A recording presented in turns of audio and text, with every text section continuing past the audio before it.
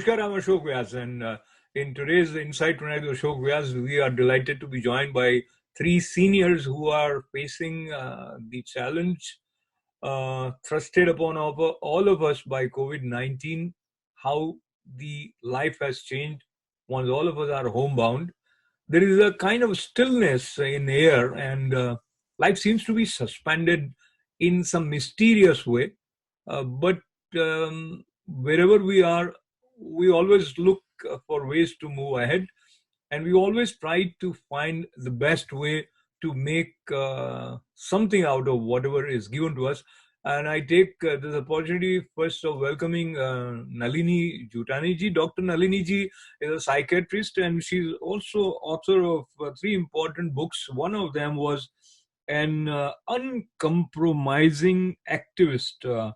And this was as an immigrant, educator, and grandparent. And the other two also, we'll talk about them too.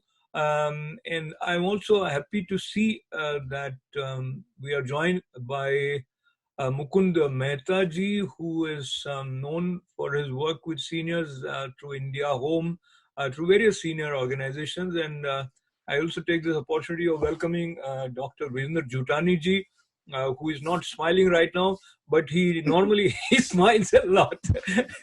He's a cardiologist, and he has also worked with seniors as geriatric expert.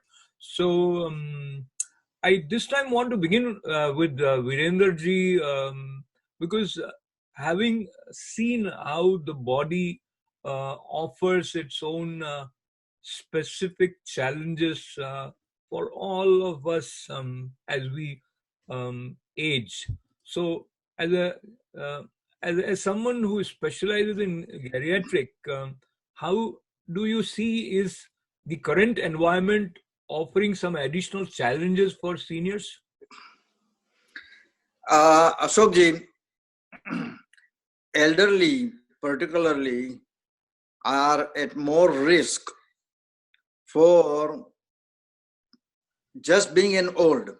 Anybody who is over the age of 65, 70, they are more vulnerable. Besides that, at any given time, if you look at the patient population, particularly in the elderly, most of them have more than 5-6 diagnoses, we say. Diabetes, high blood pressure, heart problem, lungs problem, kidney problem, arthritis, stomach problem, and the mental problems. That's my wife's territory. So all this problem cumulative adds as many risk factors, particularly related to this COVID-19 episode pandemic. Another thing what happens is just staying home, doing nothing else, leaves behind the chance of doing any kind of exercise, unless people are doing yoga at home or beating up each other. That's the only exercise that they have it at home. I think that's a very good idea, and I won't recommend everybody to follow it. But if you beat each other, I mean, there's a lot of exercise, there. But what happens is people beat themselves more than they beat others, especially talking from the point of view of the way their mind play games. And we feel down when we are not in a position to do what we want to do. And I want to go to Nalini Jutani ji.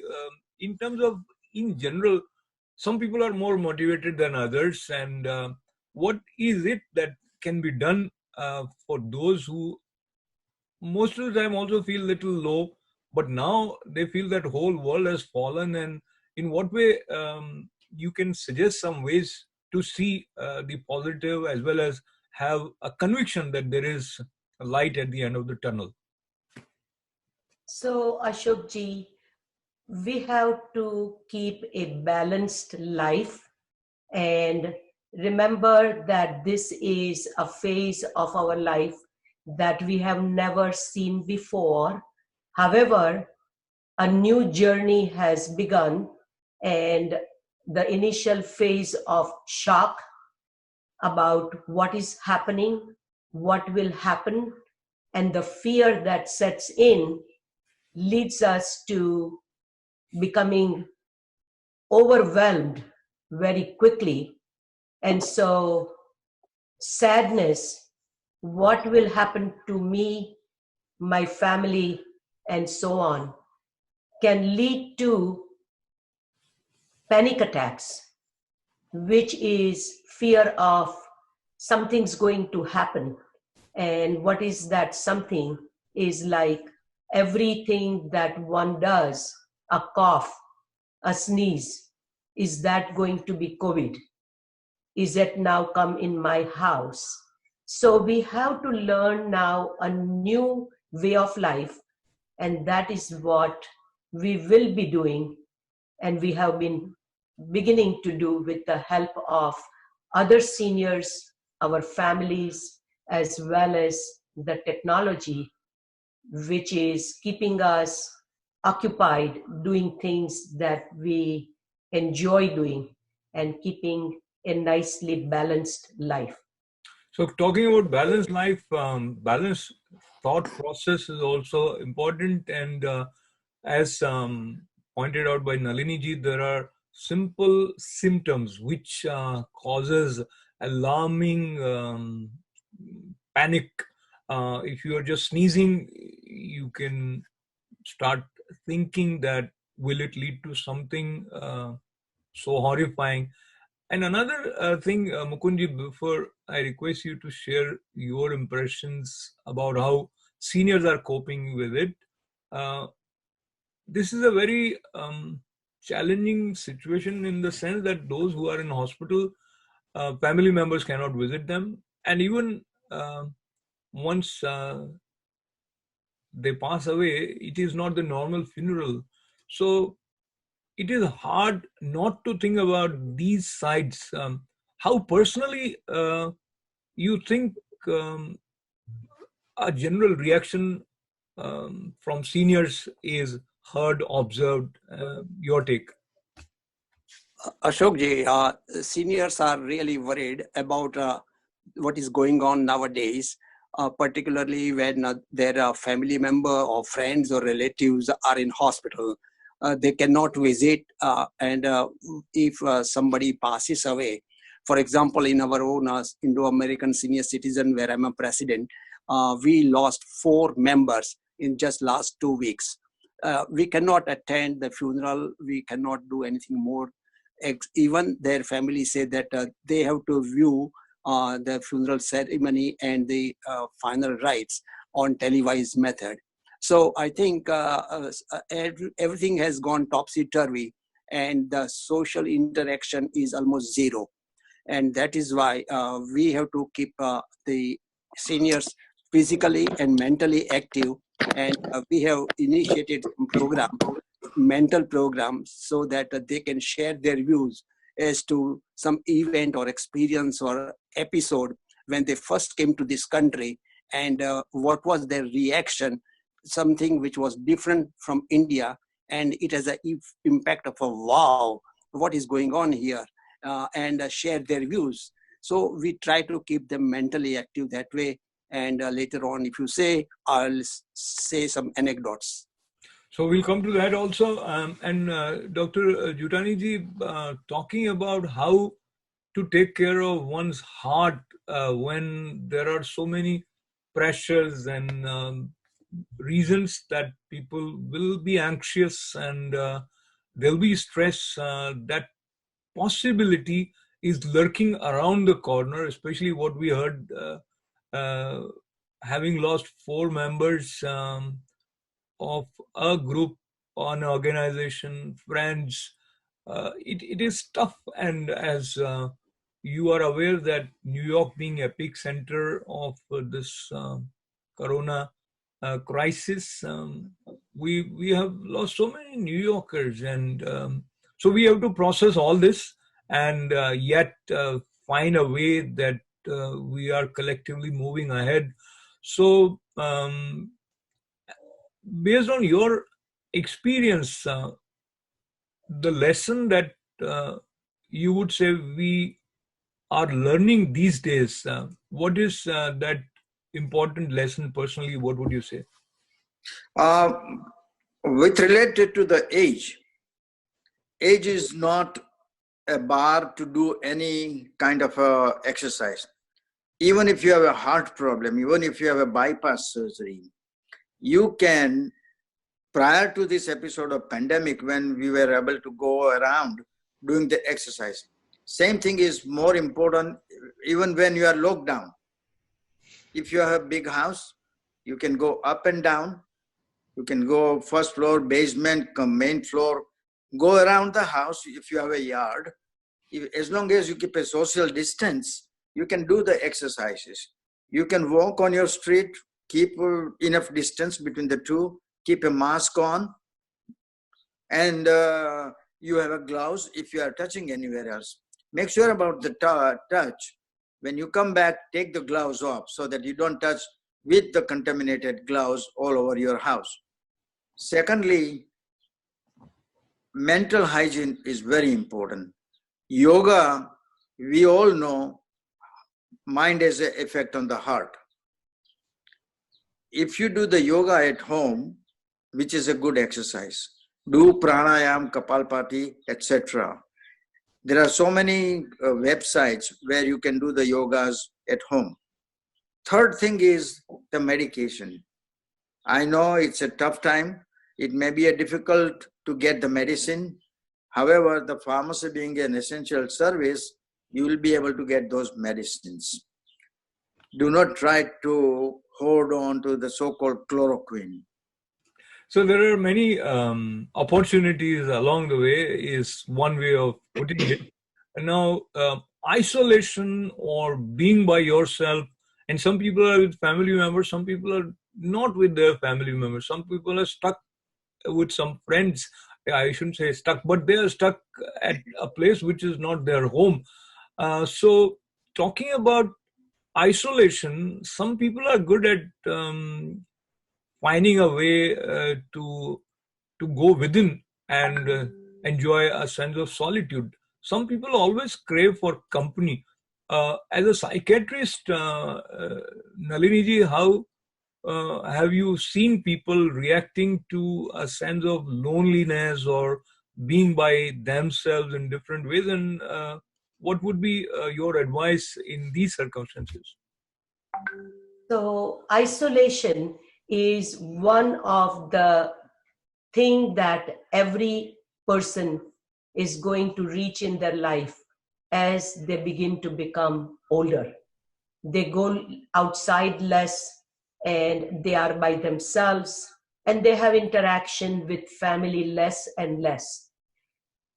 I have also found that during this time, one can do self-reflection, and that self-reflection helps one to identify some of their own strengths that they can begin to feel not lonely, not isolated, but within themselves feel like they are not alone. And many people go to reading their scriptures. Many people talk to other people on the phone, do other things like Zoom activities. I also recollect you wrote a book, Inspiration from My Travels, and these are the days when we travel back to our experiences. And in that context, with seniors, Mukunji also initiated the idea of going and recollecting some unusual experiences, which as an immigrant, one has experienced here in America. So, Mukunji, you want to share your own experience, which you probably connected back these days? Yeah, in order to keep our senior citizens, which we have membership of 1,400 members at Indo-American, we thought that in order to keep them mentally active, let's start a project and invite their views or on some event or episode or experience which they felt when they came to this country for the first time after leaving motherland India. So we started getting the replies, and I quoted my own anecdotes, and that I will just tell you briefly. I came to this country in 1971, and I had a desire to do the MBA program. So I got admitted into St. John's University in the summer, and it was a first course and first class of my MBA program that started in the mid-July when the temperature was 1995. I thought that I had heard a lot of things about US universities and high standard. So I didn't wish to look myself cheap in the class. So I put up a suit, tie, dress shoes, and a briefcase, tucked my books all inside. And as I went to the school and climbed the second floor where my class was located somewhere, I was really amazed to find all the students, male and female, all white, in shorts and t-shirts, and with sandals and loafers and sneakers. So I was so much embarrassed that I'm really overdressed, and they all were enjoying their coffee and donut. When they looked at me, they immediately realized that this must be a new immigrant to this country. And I kept quiet. Then I went to my class where dozens of students, all white, were sitting, waiting for the professor. And when they saw me in this dress, they thought that I'm a professor. And and surprisingly, I was again shocked that same type of attire everybody had except me. I just quietly sat down in the first row right across the teacher's dais. And in the meantime, within minutes, real professor entered in a suit with a briefcase, and he later on identified himself as a law firm partner. And my subject was the trust and estates. So as he got into the class, I just, as a sign of respect, got up from my seat, as we always do in the school and colleges. When I stood up and I saw nobody else, about 60 other students sitting, I was again embarrassed as to why other people are not standing up. And not only that, the professor asked me, "May I help you?" as he saw me standing.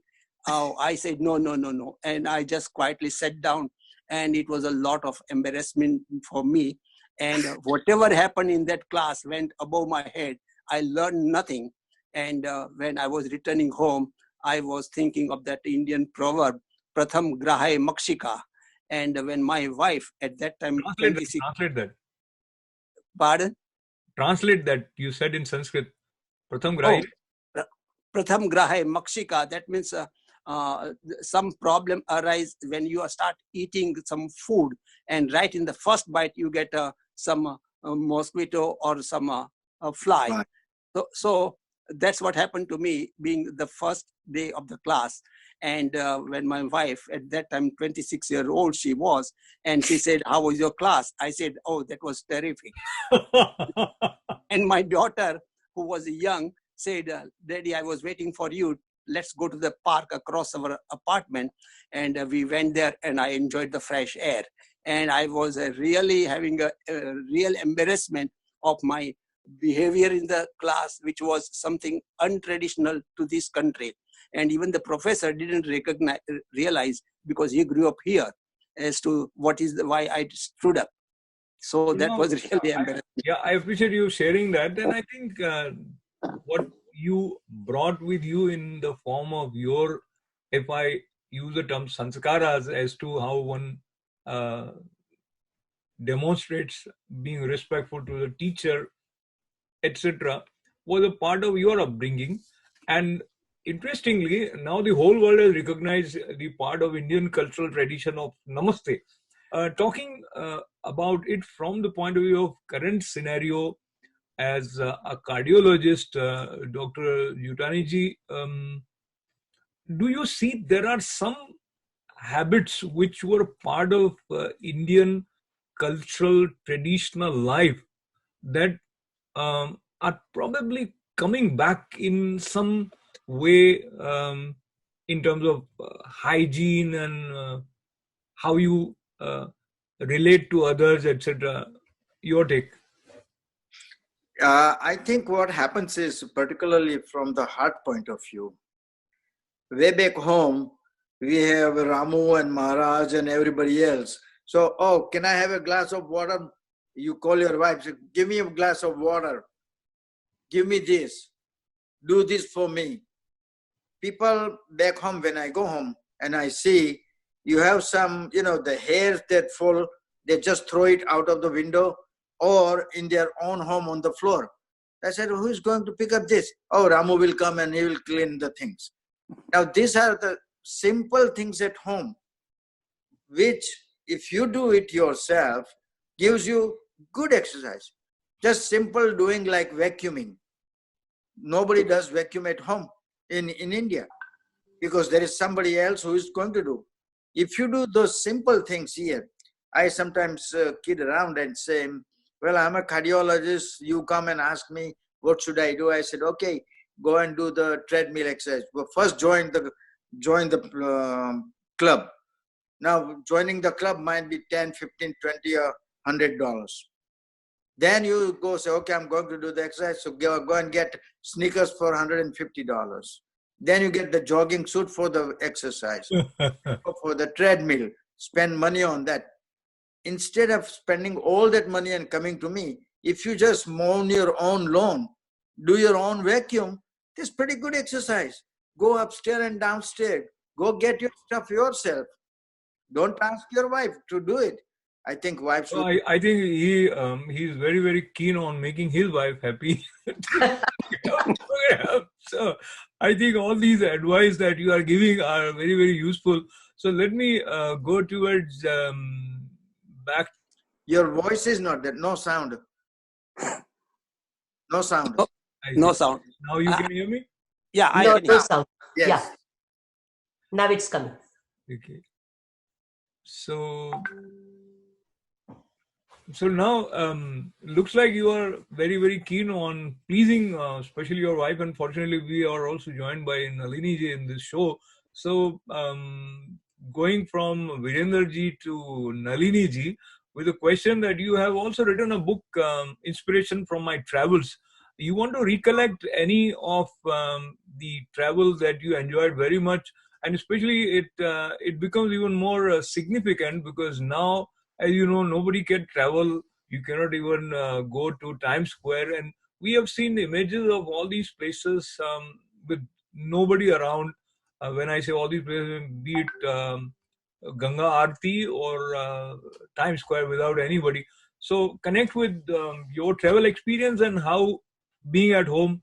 So, yes, based on that book, Inspiration from Travels, which does not contain where did we go from one place to the other, but it describes some of the incidences that we may have come across. And I like to converse with people, including strangers, because I learn a lot, which is my interest, to learn about other people's culture. And so I will tell you, I can tell you several examples in the book, but I will choose one to let you know how we learn from other people. So recently, in last 2 years, we had gone to Bhutan. And Bhutan is an unbelievably beautiful country. And we had a tour guide and a driver of our own. And as we were traveling, we learned a lot about these people's lives and how much they did themselves, and learned about the king. They still have a king, and how the king was instructing the people that I am one of you, and what you are doing is matters, is of great matter to me, and what I do is of good importance to you. That is why we can keep this system. At that time, I learned that there were people from Assam who were moving into Bhutan, and then doing some kind of planning on doing terrorism. And this king went out there and started to make friendship with these people, to learn how they were doing this. So first he made friends with them, and then he told them that if they want to live here, that this is not what they do, because they are friends of India. And if he finds that they are still doing it, then they will be sent back. And then I was very impressed by the kings who did not really do things without involving the people. And some of these people did not listen to him, and obviously one fine day they were all sent back. It was quite inspiring.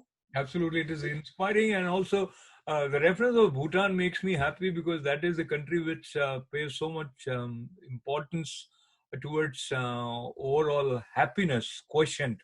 And as we move towards the concluding part of our conversation, Mukundji, I'll come back to you with a request to share any relevant information that you feel might be helpful for our senior members, as well as for the community at large, and also your take on sustaining hope in the face of adversities. Yes, Ashokji, I think the most important thing for seniors is they should keep their minds alert and active, because if it is not done, then people get into the mental problems. So meeting of the seniors is very, very important. Since there is a social distance rules, we do it on a Zoom and by telephone. We have at least started. We'll be starting very shortly for the yoga classes also on a Zoom. And at India Home, where I'm associated under the leadership of Dr. Vasundhara Kaluspadi, they have 4 different centers of seniors, and there also the members come and meet. But because of the social distance rules, they are connected through the Zoom. And our enthusiastic Kavita ji handles very well connecting all the seniors 3 or 4 times a week. And on that Zoom, they do a yoga, musical program, bhajans, some sort of storytelling. And even Nalini ji also appeared in one of the programs. So I think the interaction of the seniors is very, very important, even though it is not physically possible, but through the medium of this Zoom. And that should be encouraged under the circumstances.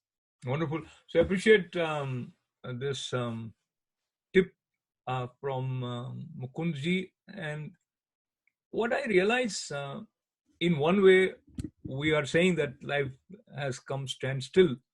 But with the track of technology, things are moving. And a lot of people are as active as they were. Indeed, they are working from home. But lot of things are related to mind nowadays. So with technology, while we see Consul General of India also conducting a lot of programs, senior citizen centers like India Home and others are also active, as Mukundji mentioned. And we got to learn a lot from Nalini ji about how to take care of our mind. And there are some practical tips which were offered by Dr. Virendra Jutani ji. And time is always a commodity which remains less than what we want. That is true for this program as well as for life. And we wish long life for each and everyone. Once again, I thank my guests, Mukundji and Nalini ji and Dr. Virendra Jutani ji. And with lots and lots of good wishes for them as well as for all of you. And thanks for joining us. This is ASHOK. Thank you, Ashokji. Namaste.